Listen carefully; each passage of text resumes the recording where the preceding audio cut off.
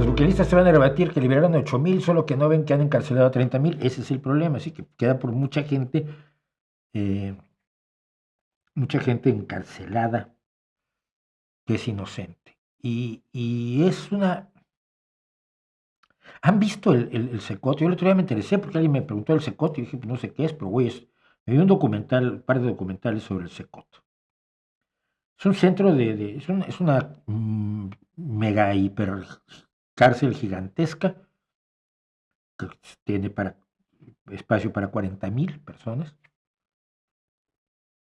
con celdas donde en cada celda son varias docenas de prisioneros que no tienen mantas, no todos visten igual, duermen en catres no me acuerdo si de hierro o de hormigón, sin mantas, digo.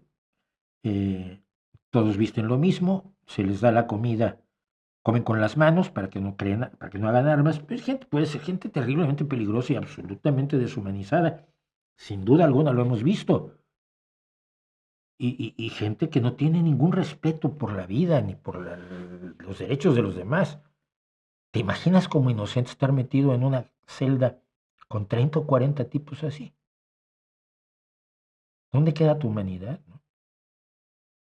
Yo simplemente me lo pregunto, porque cuando yo he dado charlas en cárceles, la sola idea de que se cierren las puertas detrás de ti, sientes como que igual no fue buena idea venir. Y he estado en el reclusorio Oriente en México, he estado en la cárcel de Veracruz, he estado en alguna otra cárcel del norte, y simplemente verlos, a la gente dentro de la cárcel, es problemático. Se generan dinámicas humanas muy tóxicas y muy peculiares. Imagínate esto, tú como inocente, rodeado de lo peor de los maras. Oye, yo creo que tenerle un poco de compasión a quien está sufriendo eso no es ni defender a los maras, ni defender a los delincuentes, ni mucho menos. Es defender a los inocentes.